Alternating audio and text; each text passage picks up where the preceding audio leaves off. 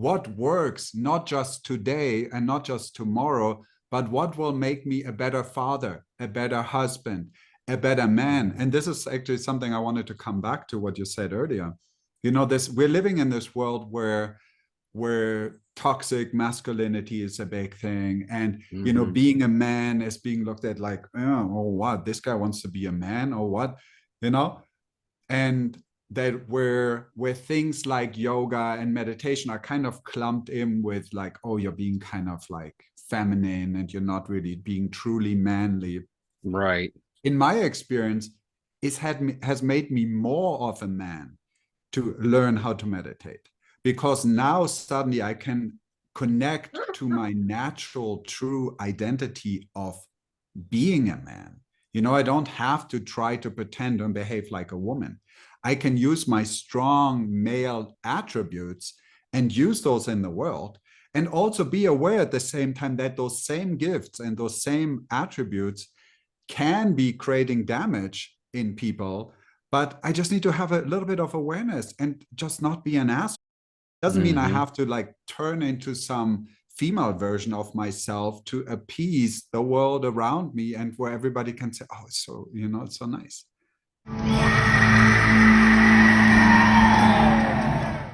Listen to the vibes. Welcome, everyone, to another episode of Listen to the Vibes. And I'm very privileged to have Mr. Amrit Singh here with me.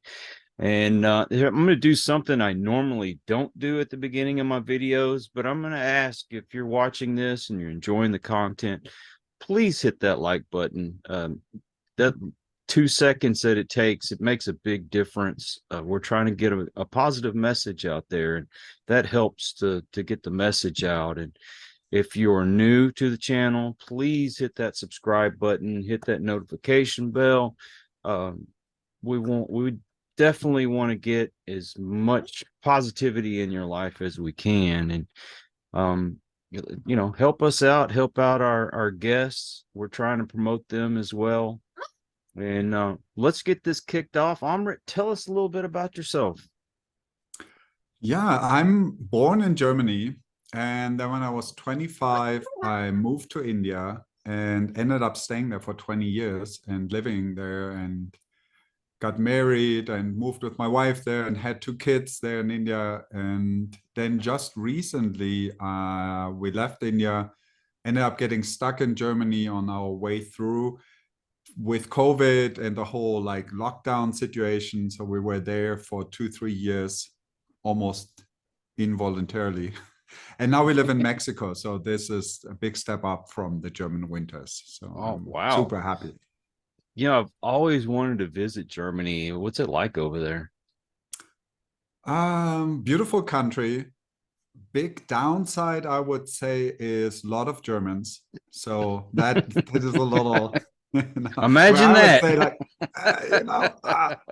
but the thing with the Germans is just, it's all about getting work done, about being efficient, and so very easily and very quickly the whole fun factor and enjoyment and smiling and those kinds of things which make life just livable get pushed out the window. So the Germans are in a great mood for like those two months in the summer, when the sun shines, you can go out till 11 at night and go sit outside and enjoy a beer or something. That like great time to go to Germany. So for all listeners, ever want to visit Germany, either go in the winter, go to the mountains, go skiing, or go in the summer and really enjoy it. But stay away the rest of the year. The Germans are in a bad mood when the weather is shitty.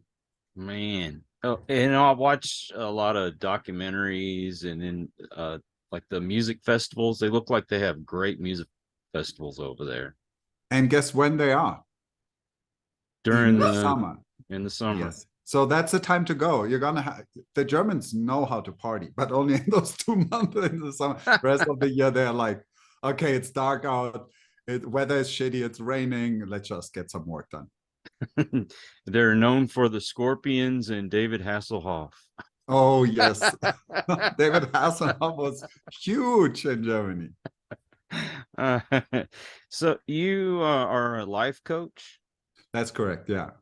Can you use the techniques like with the meditation and other knowledge that you picked up along the way? Yeah, I mean, what I find is, like in the life coaching field, because it is so broad, like with one person I work on their relationship, with someone else I work on their financial freedom, with a third person I work on connection with self and with true, integration of spirituality in their life. But what it always comes back down to is, if you don't sleep right, if you don't eat right, if you don't exercise regularly, if you don't take care of yourself, your life is going to be shit no matter what. Yeah. Like, then you don't need a life coach. You need to like fix the fundamentals first. And so I'm a strong believer that these techniques of just taking care of yourself the right way, like that's why yoga works so well, because what the yoga really just does is it recalibrates your chakras. But so does going for a 5K run. The yoga just does it more efficiently. And so I'm like, okay, want to get some good cardio, go running. But if you want to realign your chakras and feel good afterwards, do some yoga, because this stuff been working for 5,000 years and it's easy to practice. And so that's kind of, how I integrate these kinds of things in my coaching.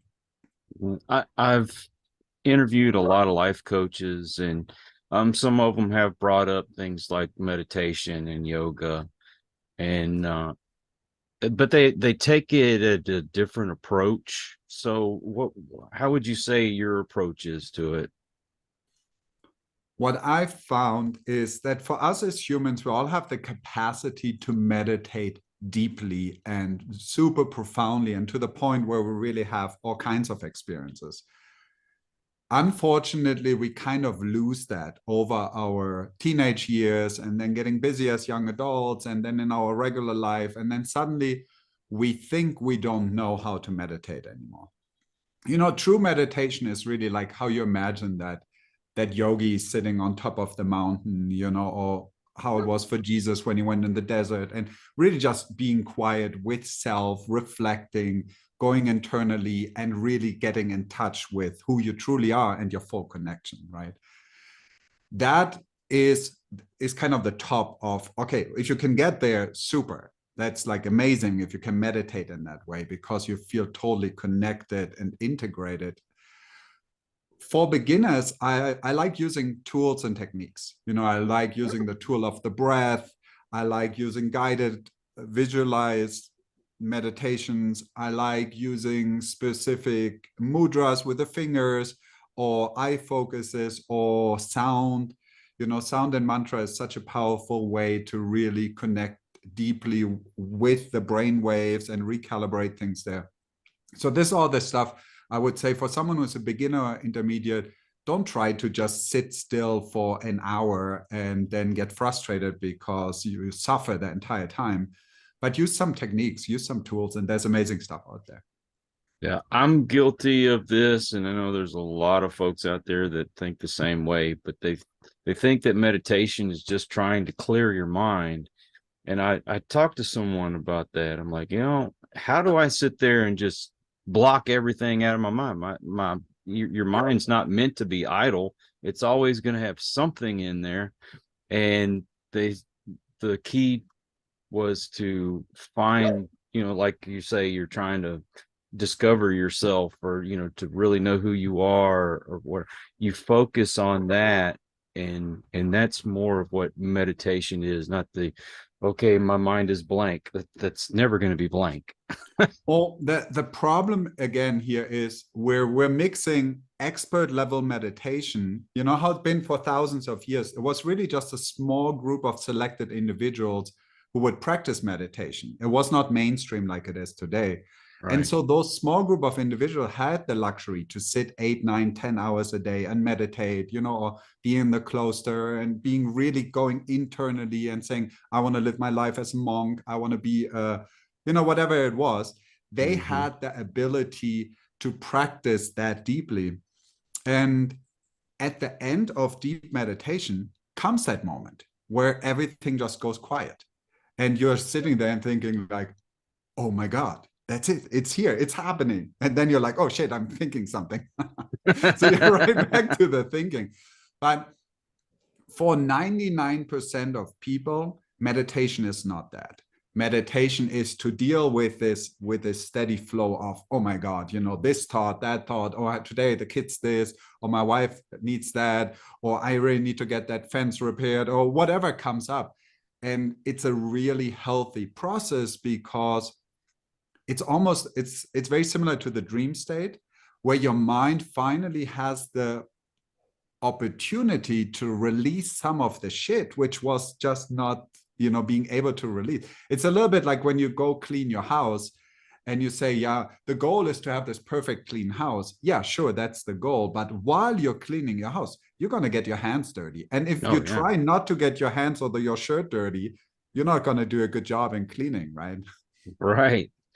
Well, I'm not trying to make myself out like I'm, you know, something special here. But I do notice sometimes when I get into meditation that I will go kind of wandering in a way, even though I'm focused. I'm almost wandering, and then I realize, whoa, it almost feels like I was somewhere else, and boom, I'm back here where, you know, where I started from. I try to meditate every night before I go to bed, and I also, like, if I have some downtime and I'm by myself, I'll use that time to meditate.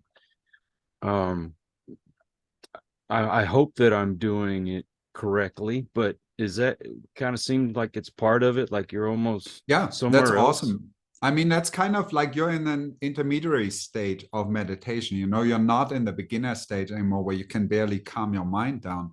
But just having that regularity and going into this state of meditation, it really allows you to just connect with yourself, you know, connect with your breath, connect with the beat of your heart, connect with those thoughts, connect with those feelings, and just become a little bit more present. And that's the beauty of meditation. It's really about going to this point where you can say, oh, I'm actually here now.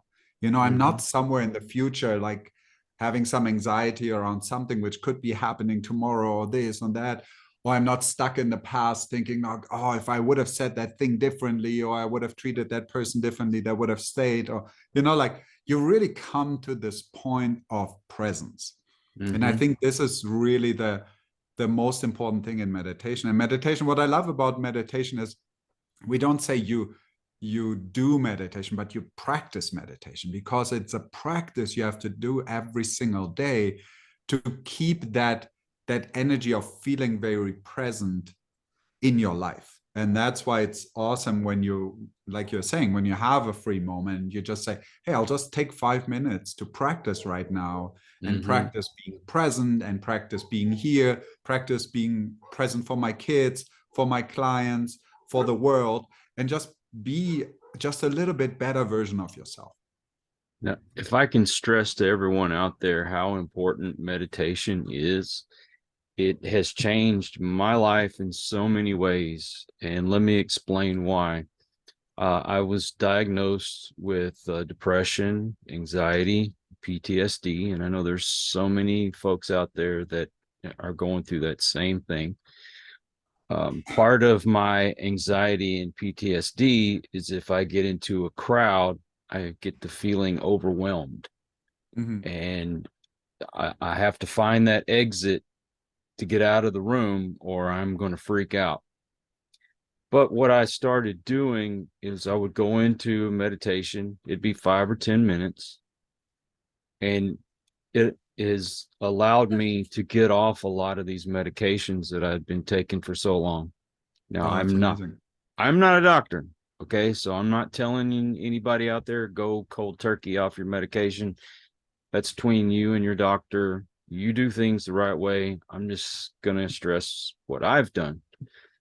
A lot of the medications that they put me on for depression and anxiety were causing me more depression and anxiety. And so I weaned myself off, got heavily into meditation, and it has made a world of difference. It's nice not having to take a backpack full of medicine with me everywhere I go. So that's amazing. Congratulations on that. Have you helped people with similar ailments as that? Yeah, what you were talking about, this overstimulation in a big crowd, is a very common thing for people who have a high level of sensitivity. And it's like when you're dulled on medication or on alcohol or anything which kind of dulls your brightness or the ability of your nervous system to perceive, that's when you can survive in a social setting where there's a lot of energies coming from outside. But this is a very common thing for people who have this high level of sensitivity. And so for you, what happened in that moment is that you just, it's like you're coming in with a super fine-tuned instrument and with all these open channels, and then you step in a room with 100 people and you're picking up on everybody's story and on everybody's emotional state, on everybody's challenges. And sure, that's amazing when you're in a room with 100 people who are, vibrating at the highest frequency, and you're just thinking like, oh my God, I'm meditating just by walking in here. But when you're in a room with 100 regular people who just have a regular life and going through their regular shit, you pick up on every single thing there. And so what meditation does is it helps you to kind of, like, what's the right word I'm looking for? It's kind of like you're learning how to use your energetic channels. You're learning how to fine tune your radio, where you can very consciously now say, hey, I don't have to burn these super sensible nerve endings which allow me to feel everything, and I have to numb them and I have to hammer them down with alcohol or medication so they don't feel anything anymore. And now suddenly I'm okay because I don't feel. But what meditation does, it allows you to just consciously get the clarity on the one channel where you want, who you want to relate to, and tune out the rest without having to desensitize yourself. And I think especially for us men, that's such a big issue because it's so easy to desensitize us men. Like we all grew up watching TV, watching James Bond, watching Rambo, whatever the coolest guys we thought were out there. And they were all these very desensitized beings. And so for me, when I grew up, those were my role models. So when I had this issue with overwhelm, I was just like, oh, just drink an extra beer and be extra cool and pretend that nothing affects me. And it was the exact opposite because everything affected me. Same like you, I had this super high level of sensitivity and I didn't know how to put the pieces together. So meditation was for me really this coming together and being like, oh, now I can consciously be sensitive when I want to relate to my kids, to my wife, to my client, to the world. But when I go into a big event with 1,000 people, I also know I'm not going to try to pick up everybody's energy read there. My meditation time is also my prayer time. I bring faith into most all aspects of my life, which meditation and prayer, my belief, my trust in God helped me to get over being an alcoholic and a drug addict and a sex addict and all the other things that I was doing wrong in my life. I can't stress, like I said, I can't stress enough how important that is to someone's life. And I know I hear the excuses already. I don't have any time. Yeah, you can find time.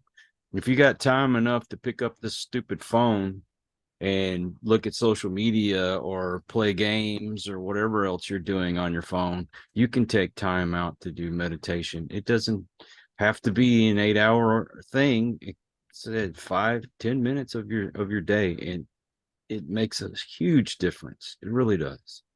Yeah.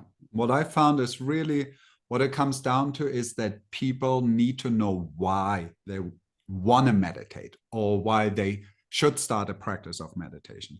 And if people get really the clarity around, I tried all these other things, they're not working for me, I want to do something different, then that's really where where you can say, okay, I'm willing to try this new tool. I'm willing to practice a breath practice. I'm willing to practice some listening to some sounds or some guided meditation. And then when they put the pieces together and they're actually saying, oh, this tool is actually helping me. And I feel better than when I pop these pills. I don't have a hangover because I drank 4 beers, which was the minimum I needed to just be okay to go to bed. Now suddenly you're like, shit, meditation is the thing. And it's free and it's healthy. And I mean, it's a no-brainer. And it's something funny enough. We as humans all come into this world with this ability to meditate. I mean, really all we do as humans while we're in our mother's womb is float there and be still in meditation until the point where we were born. And now suddenly we're in this cold world, disconnected from the umbilical cord, from our mother, being separate, experiencing separation, experiencing cold, experiencing hunger, experiencing all these challenges. And then comes the point where our mother takes us and nurses us. And again, that baby goes into deep meditation in 2 seconds. It doesn't even need 3.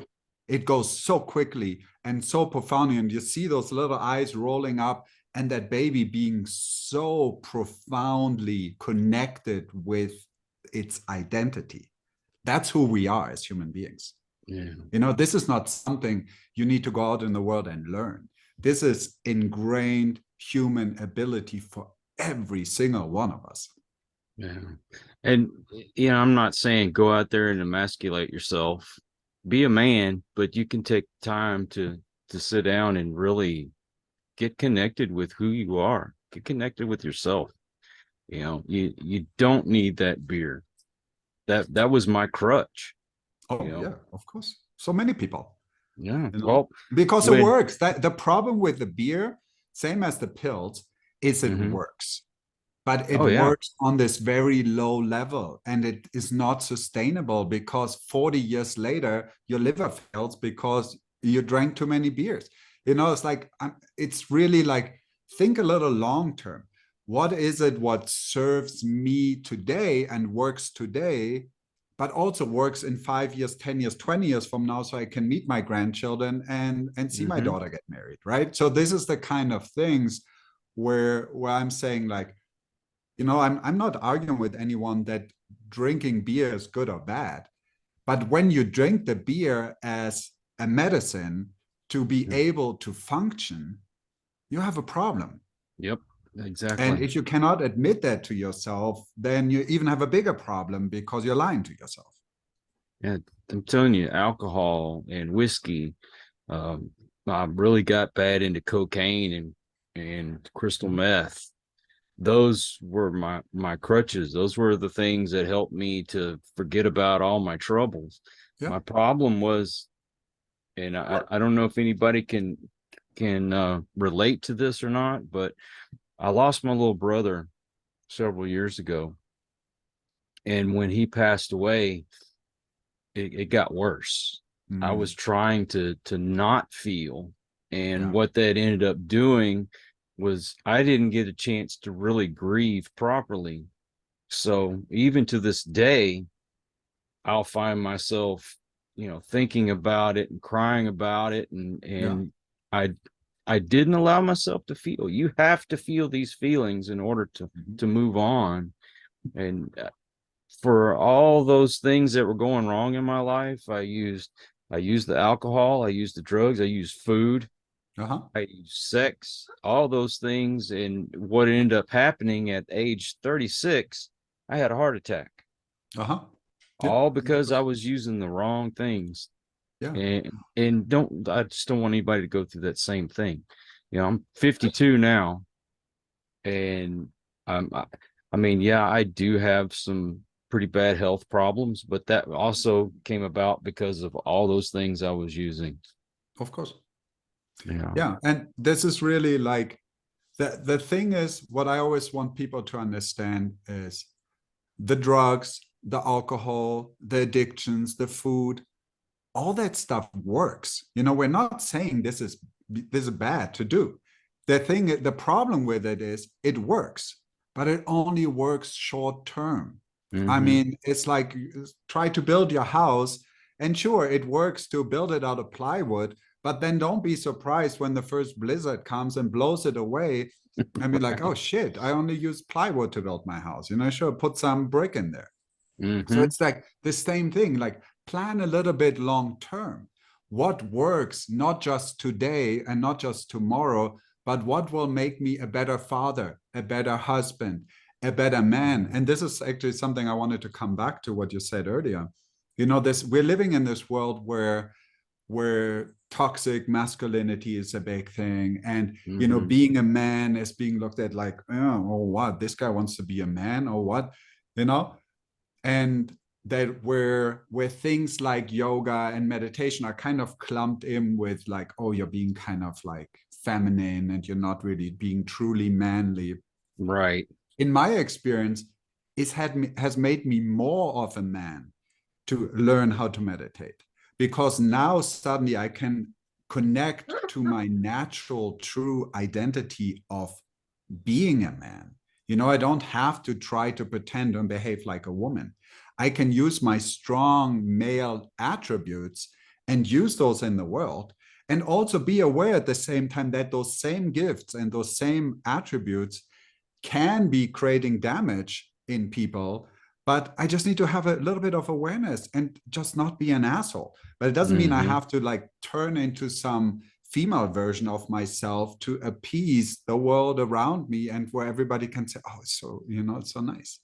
Like, we are men, and as being a man, we have a ton of gifts and we have a lot to give to the world, and we have a lot to provide for our children, for our wives, for our communities.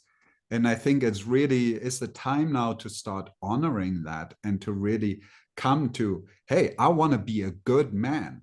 And being a Mhm. good man means to be an emotional man, means to be a man who's connected with his sensitive abilities, like with his intuition, with his deep inner wisdom, and to really express that into the world, rather than to pretend that I don't feel anything, I'm the coolest guy, you like, people can die or get sick and I never even shed a tear because I'm so manly, right? That's not being a man, that's being an idiot. That exactly. We have a generation that uh they're being taught that all the things that men enjoy are toxic, and so we're making them too effeminate. And then you've got this generation right behind me that are really depressed, and they're they're killing themselves. Yeah. They don't know where they fit. They're scared to talk to women anymore because I was taught that you be a gentleman, you open a door for a lady, or you pull her chair out for her, or all these things were just meant to be courteous, and now those things are being called toxic. You don't know if you go out on a date with someone and you just met them, how they're going to react if you open the door for them. I can't believe people get offended by that. Yeah, that's That's how fucked up it is. It's ridiculous. And so you've got these guys thinking, oh, I want to be tough. I want to fight. I want to go to a ball game. I want to, enjoy a beer or whatever. Like I say, I stay away from alcohol because I know I can't stop. That's a problem. But if you Yeah. can go out and you can enjoy beer, hey, that's Yeah, fine. of You, course. you Yeah. don't No problem with that. But I'm tired of everything that a man enjoys doing has to be labeled toxic. So do you deal with things like that in your practice? Yeah, I think it's really the answer what I found for myself, because seeing all these younger generations come up now and being so confused around masculinity, is I think it's really on our generation to be the role models and make the change, Mm-hmm. because our fathers and our grandfathers and our great grandfathers, they all kind of had like a very similar thing, right? Which was this: you have to be super manly, you never cry, you do the work, and don't tell anyone that you ever have a problem because you will be perceived as weak. So let's be strong. So that's where, this is what we got, our generation. Right. But we also got this new time, all these changes, all these, things which are improving, and we have the ability to learn about meditation. We have the ability to express emotion. We have the ability to express sensibility, intuition, kindness, softness, all that while we're being a man and not trying to behave like women in men's bodies. And I think really what we can do today is be that role model which we would have liked to have when we were growing up. And I think this will affect the world 1,000 times more than us going out there and telling people to, oh, you need to do this, you need to do that, right? Because it goes right over people's head. But when they see you being a man, and they see you being real in your identity, and they see you being strong and powerful and projective, like the male symbol is like in Indian tradition is the erect penis, right? It's that energy flying out and going out in the world and doing stuff and getting things moving. That's amazing. If you can do that with kindness and softness and compassion, guess what? Even your sex life gonna improve. Because if you try to just be that erect penis and try that with any woman, they'll straighten you out very quickly, because it's not going to be any enjoyable experience for anyone, right? So it's really about that softness with the hardness in combination, and that's so powerful for us as men. Yeah, I also think it's important for any individual, man or woman, to think for yourself and stop going with whatever's the status quo. Stop going with whatever's the fad or the trend. Think for yourself, and use meditation to decide who you really are. Don't let social media or, some actor in Hollywood who doesn't know you from Adam tell you who you're supposed to be. You decide that for yourself. And fun fact with this is that actually the women who have done their work and who have come to their true female identity and to their true female strength, and they're not behaving like little girls or being, dressed up as dolls and have to play a certain role in society, but you're really standing on their two strong feet. They want a real man on their side. Right. They don't want a little wimpy kid. They don't want a little, like flobbly guy who's like, oh yes, whatever you want. Exactly. That's not what they want. They want the guy who opens the door. They want the guy who is courteous, who has that driving force, who has that strength, but that softness and kindness at the same time. That's who they want as a father for their children. They don't want a wimpy kid as the dad for their kids, so they can be like the new man in the house, and then he's playing the female role. They want a man who's confident in his decisions and can stand firm with those, but also be gentle with her. To what was it the Bible says is that you are slow to anger. That, in other words, you need to think before you act. They want that kind of guy.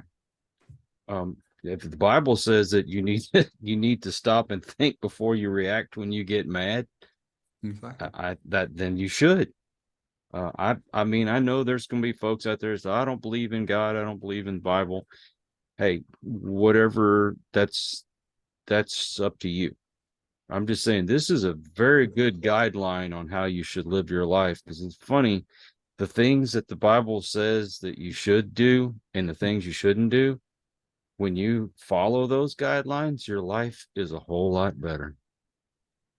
I found that out myself. Oh, yeah, 100%. So when someone comes to you and they say, look, I want to be successful. I want to make money. I want to do everything the right way. I don't know where to begin. How do you help that person? We usually start by really gaining clarity. Mm-hmm. You know, it's again, it's one of those main male traits where when someone comes to me and say, I want to make $1 million and I want to have a successful business and I want to have a big house and drive a nice car. And then we start digging and we start creating clarity. And after the first session, we realize he doesn't want $1 million. He wants to be happy, live in a small hut, and do some art. But he never was allowed to say this because that was not manly enough for the world. He always needed to say to his brothers and to his father and to everybody around how he wanted to be a millionaire and drive a big car. But he really wanted to just do art and express himself in this beautiful way where he has a ton of talent. And now suddenly the conversation someone comes to me and saying, like, I want to make money. And we realize, hey, it's really not what your number one priority is. And that's why you haven't made that money. Because every time you sit your ass down trying to make some money, you're kind of just like 30% in it. Mm-hmm. You're not 100% motivated. And now suddenly that same person gets excited about art and can study art or sit there for 8 hours and create beautiful art. And now suddenly that becomes a new stream of income. And now suddenly they can live off that art, which they create from the heart and from their own expression of who they truly are. And now suddenly we're talking about, how he can go out there and get his art into galleries. And there's a whole different story. But this is what I find, that when someone comes to me with something, it sometimes is the real thing, but 80% of the time is just the thing which looks good in the world and which, is the one we're talking about. But then we go deeper so quick, and the real stuff really comes up. And then that's where the real motivation sits. That's where the real energy sits. When you connect to why you want to do something, when you connect to why God has placed you on this earth, when you connect to, oh my God, really what it comes down to for me is to serve others and to give back and to enrich society rather than take. Mm-hmm. Shit, yeah, you jump out of bed at 5 a.m. and you're pumped to do what you want to do. Well, I can only really use me as an example. So I'm coming to you, and this is my dream. I'm living part of my dream. Let's put it that way. All right. Let me go back a little bit. I used to work for the city, and I developed a disease in my spine where the bone is deteriorating. And I ended up having to retire early, and I've had several surgeries, that kind of thing. So I'm on disability. Yeah. Which, I mean, it's a blessing to be able to be on disability, but I don't really want that to be my career. You know what I mean? Yeah. So, I've had several different dreams. I wanted to be an artist, that kind of thing, but I got into doing the podcasting, and originally it was all paranormal stuff. I really enjoyed that, but I found that there was something I enjoyed better, which is helping others. I've gone through a lot of trauma in my life, and I know there's plenty of people out there that have gone through similar or far worse than what I've gone through. But I thought I could be a difference in people's lives, and I could bring people like you on to help them along their journey. So I want this show to be a lot bigger than what it is. I live in a nice home. Don't get me wrong, but I'm renting. I'd love to own my own home one day, but I want a piece of property where I'm away from everyone. I got, a pond or a creek or, some, a lake, some kind of body of water on my land, because that helped me with my meditation. I feel very centered when I'm by water. Yeah. I don't need a huge home. I honestly don't. I think, if you got a big house, number one, you're saying to everyone, hey, look, I got room, come stay with me. But that's so much care. I mean, if it's going to be just me and my wife in the future, why do we need a huge home? Honestly, I don't need an expensive car. I'm happy with a Toyota truck.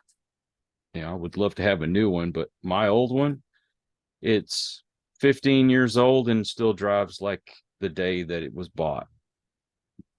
But I say I would like to be financially secure, be able to go travel, do the things that I want to do. I want to build a studio, the whole 9 yards. But for some reason, I'm not moving ahead and I can't figure out what is holding me back. Can you help me on this journey? Yes. Usually what holds us back is that we are too comfortable. Okay. And especially for us, when we're a little bit older, we get very comfortable. We have our certain ways we do things. We have our certain ways we think about the world. We have our certain ways how we interact with our loved ones in our life and our friends. And now really stepping into our dream and really stepping into our why, it means you have to step out of your comfort zone, which means you have to allow the world to see you different, which means you have to see yourself different. And if you are willing to do that, and this only works, again, if you have your why, if you know, why am I stepping out of my comfort zone? Why am I letting the world see me in my authentic form? And this will just serve one person in my entire life. I'm just going to affect one person in a positive way. It was already worth it. And so this is really where it connects. And this is where the work with a life coach really comes in handy, because it helps you to reflect on where you're just making excuses or just trying to stay in your comfort zone, or where you're really trying to swim against the stream and it's like, hey, this doesn't make any sense. What are you doing over here? Like, look, you're so good over here. All you have to do is get over your fear of putting yourself out there. Get over your fear of other people looking at you and having some thoughts in their mind and being like, oh, that guy and blah, blah, blah, whatever. But knowing that the reason you step out there is to serve and is to give back, that's what gives you the motivation. Because I feel like this is what God wants me to do. And the reason why is because it's helping other people. And then believe me, my main goal has always been, if I can help at least one person out there, if it's to save their life or to change their life in some other way, then I'm doing what I'm supposed to do. But, now it's come down to, yes, that's still my motivating factor, but I also want to be more successful. I want the show to grow. I want it to get to more people and to be able to help more people. And I also want it to be a form of my income. I say I have disability to fall back on right now. If I stopped doing this today, I'd still get that check once a month. But do I really want that to be the rest of my life, knowing that I'm basically I'm indebted to my government because they're paying me each month? That's not the way I want to live my life. That's not what I believe in. I believe that a man should, work for what, to be able to eat and to clothe himself and everything. He should be working. And believe me, folks, this is a lot more work than you think it is. Oh yeah, of course. No, and this is where it gets so interesting, because again, from my experience with my clients, I deal with people like this on a regular basis. And there's two kinds of people. There's one kind who says, oh, I want to change. I want to live differently. And then you say, okay, I have an opportunity for you here. This is the program. This is the cost. Are you ready to invest in yourself? And they're like, it's a lot of money. And no, maybe I'll wait. Right. And then they'll wait, which is okay. and nothing happens for a year, for 2, for 5. And they just keep going in their minds in the same circle, right? Because we always come to the same point, make the same choices, make the same choice again, and get back to the same point. And it keeps going like this every day, right? When I work with people who say to me, shit, I really want to step out of my comfort. I want to get out of that loop in my mind. And I'm willing to throw some money at it. I'm willing to say, I invest in my own process. Just that first act, without even having a single session with me, already puts them on the path. It already makes it a reality. It already gets them to show up for themselves and saying, like, I make myself number one priority. That's why I'm investing in myself. And then in the first session, these people show up ready to work, and shit happens. So quickly. I've seen people go in a matter of 90 days from 0 to 100, because they finally accepted the fact that there's no savior going to come out of the sky and pick them up and put them on a different cloud, but it's really down to us. And again, what we talked about earlier, this being a man and really taking this on and saying, like, I take responsibility for myself with all my softness, with all my kindness for myself. I don't bang myself over the head with, you're not allowed to, you have to wake up at 4 a.m. every morning and read 3 books a week, and like all these like heavy things, which is very easy for us men to fall into. But with that softness and that kindness to say, yes, I know it's hard to go out once a day and go for a walk and breathe some fresh air. I know it's hard to sit myself down and do a 20-minute meditation.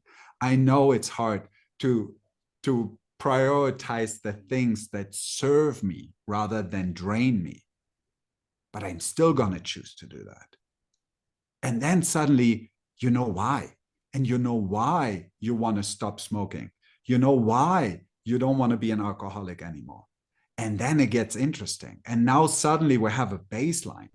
And now suddenly we're saying, like, okay, we're having this under control. Now it's about going out there and serving the world and serving the people. And then the reason why you want your podcast to get bigger is not so your ego feels good and you have 100,000 followers on your channel, but because you can serve more people. And now suddenly going out there on social media and making some silly posts on Instagram just to get one extra person on your podcast is again worth it, because that's your way to get one person closer to 100,000, right? And now suddenly these pieces come together and it becomes that reality you create for yourself. And this is what all these woo-woo people talk about. Oh, you can just create your own reality. You can just manifest it. Oh, just visualize it. Yeah, they're right. But it only works if it's in alignment with who you are as a human being. And if it's in alignment with your authentic expression into the world. Can't visualize a fucking $1 million home if that's not in alignment with who you are on this planet. Yeah. See, a huge home and expensive cars and all that stuff, that's not me. I'm that guy that, I would love a farm and, a nice pickup truck, and that would make me happy. I'd love to just grow my own vegetables and have cows and chickens and my property. I don't need that mansion. I've watched a few of those shows where like somebody wins the lottery and then all of a sudden they go out and they buy that, $100,000 car and the $3 million home, and they went and bought a suit of armor because it looked cool. All this garbage, and they have all this stuff. They've got all kinds of jewelry and watches and fancy clothes, and I spent $10,000 on this suit, and then before you know it, they're also broke and they're worse off than they were before they even got the money. Yeah. And are they really even happier? Well, they're probably unhappier because they lost all that money. Right. How many have you seen that go out and end up doing something illegal to try to make more money or what have you. And they're not happy because they thought all this stuff was going to fill that void. I don't need that. I want that piece of property that I can walk along and I can enjoy nature, and I don't have to see buildings and, you know, all these cars going down the road with their thumping music playing. I want to skin my neighbor so bad because he goes through here 3 or 4 times a day with that music blaring and my window shake. I'm sick of it, you know. Okay, I love you because you're my neighbor, but I hate that stupid truck of yours. Oh, I got another question for you, because there are some folks who are literally strapped for money. Yeah. Okay. But they want to change their lives, but they honestly can barely pay their rent or put groceries on the table and, you know, pay their utilities, and they're not out spending money on, you know, going out or, you know, on alcohol, drugs, things like that. They're lucky if they have $5 to themselves at the end of the month. What does a person like that do? Or a person like that needs to also go inwards first and reflect and see, like, okay, why am I here? Why am I here in the first place? Am I here in the first place to be stuck in this rat race and make $1,000 and spend 995 every month and be left with $5 at the end of the month? Is this why I came on this planet? So with a person like that, what I would do is really take them back to themselves, really take them to their authentic self identity. And when that part gets clear, usually what comes out is that they're very comfortable in their little job, which makes them $1,000. They don't have to think. They just go and do it. They get to go home. They get to open their beer. They get to watch their Netflix. And they're very cozy and very comfortable in that little bubble. So with a person like that, what I will do is I'll say, like, okay, if you truly, truly want to be that person who makes more money, if you truly want to be that person who serves and gives back to the world, be prepared, because you're not going to be comfortable for the growing phase. You're not going to have the luxury to go sit in your lazy boy and drink 8 beers at night and watch TV till midnight, and then wake up the next morning and say, oh my God, my life sucks. I have to go to my shitty job so I can come back home and drink 8 beers again and watch Netflix. And if you have someone like that and you say, okay, are you ready? And they say, yes, I am ready to get uncomfortable. Then we start exploring. And then there is so many different revenue streams we can tap into in today's world, in this very connected world with the internet and all these possibilities and all these side hustles and whatever it is you can do. But all this is possible if you're willing to step out of your comfort zone. And if you're not, then that's okay too. But then don't walk around and bitch about it and say, oh, I'm so poor, right? No, Right. come on, let's do something about it. And it starts with you. Doesn't start with the world, doesn't start with your wife, doesn't start with your boss, doesn't start with your neighbor, starts with you. And if you are willing to go inside, if you're willing to reflect, if you are willing to do what uplifts your spirit, you know, like you're talking about reading the Bible, doing your prayers, that's what uplifts your spirit. So guess what? You sit your ass down and you do it. Even though when you don't feel like doing it, especially on those days where you don't feel like doing it, because you know, if you do it, you walk away energized, you walk away expanded, you walk away as a bigger and better version of yourself, and you can take that energy and bring it into the world and uplift those people you interact with. And now suddenly you're an asset to society, you're an asset to your family. And that's when it gets interesting. Well, I'll tell you, I'm tired of doing the same old, and you know, it's of course the same results. Although, you know, I have taken steps here and there to to try to further what I'm doing. And, I had someone that was helping me with the editing when I first got into this, and then they kind of flaked on me, and I could have went and found someone else, but I was like, you know what, if I'm going to do this, I need to learn it myself. And I got a program I'd got on YouTube, and I would, play a few seconds of the YouTube video, and I'd go in and do what it'd tell me to do, and then go back and watch some more. And I kept doing that. And after, I guess it was about a month, I got to where I was a little more comfortable in doing it myself. And then I would learn something new on the program. And now I can do it without even thinking about it, Yeah. And then I don't go out and spend a lot of money on myself anymore. All my money is going into doing the show, which, I pay for, being on certain platforms and uploading my material. I pay, like, okay, we're on Podmatch. I mean, it's only $6 a month, but I put money into that, and that's actually, it's giving me money back. I don't know if you're part of that program or not, but you get so many interviews, and then they pay you for them. I've made $100. Let's see, the first go around, I made $120, and now I'm set to make 104, 105, something like that. That's awesome. But all the money is going back into this. So, I mean, I'm ready to do whatever else it takes. I just need to know where to start. Yeah.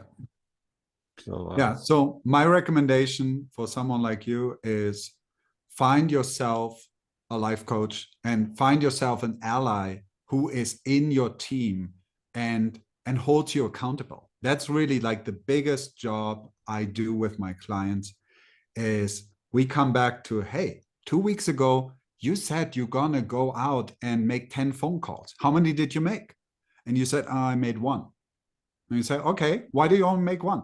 It's like, yeah, because I called the first guy and it was so uncomfortable and I didn't like it. So I didn't want to call the next guy. And then you come up with all kinds of excuses why that made sense, in your head.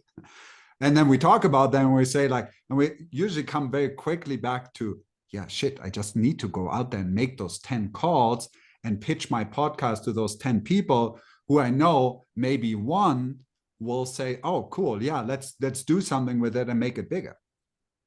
And guess what happens when you make that click in your mind, and every month you make 20 calls like that?